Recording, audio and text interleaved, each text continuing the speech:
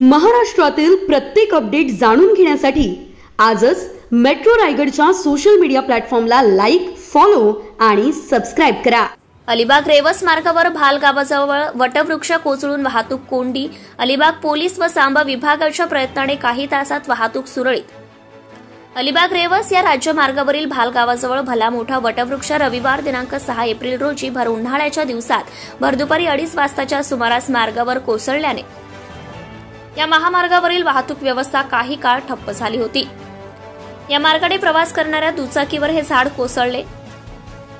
यामध्ये दुचाकीवरील दोघे जण किरकोळ जखमी झाले। सुदैवाने दोघेही थोडक्यात बचावले, मात्र त्यांच्या दुचाकीने मोठ्या प्रमाणात नुकसान झाले आहे। याबाबतची माहिती अलिबाग पोलिसांना समजताच पोलिसांनी घटनास्थळी धाव घेत या मार्गावर झालेली वाहतूक कोंडी फोडण्याचा प्रयत्न करीत वाहतूक कनकेश्वर फाटामार्गे वळवल्यासह 2 ते 3 तासानंतर वाहतूक सुरळीत झाली आहे। रविवार असल्याने पर्यटक या मार्गाने अलिबागमध्ये मोठ्या संख्येने दाखल झाले होते। त्यांच्यासह स्थानिक वाहन चालक व नागरिकांची देखील मोठ्या प्रमाणात गैरसोय झाली होती। थळ वायशेत येथे रविवारी आठवडा बाजार असल्याने पंचक्रोशीतील नागरिकही या आठवडा बाजारात विविध वस्तू खरेदीसाठी रिक्षाने तर काही जण मालकीच्या 4 चाकी व दुचाकीने आले होते। त्यांनाही काही काळ वाहतूक कोंडीत अडकून पडावे लागले होते। दरम्यान अलिबाग पोलिसांच्या प्रयत्नांमुळे व सार्वजनिक बांधकाम विभागाच्या अधिकाऱ्यांनी तसेच थळ ग्रामपंचायतीच्या सहकार्याने काही तासात पडलेले झाड बाजूला करण्यात यश मिळाले।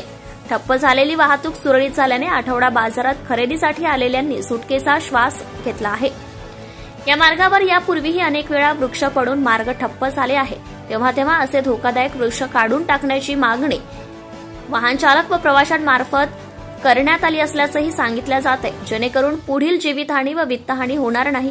सुदैवाने अजून तरी जीवितहानी झाली नाही। सार्वजनिक बांधकाम विभागाने आता ऐन उन्हाळ्यात असे धोकादायक झाडे कोसळत असताना सार्वजनिक बांधकाम विभागाने अशा धोकादायक झाडांकडे लक्ष देणे गरजेचं असल्याचं वाहन चालक व प्रवासी बोलताना दिसत आहेत।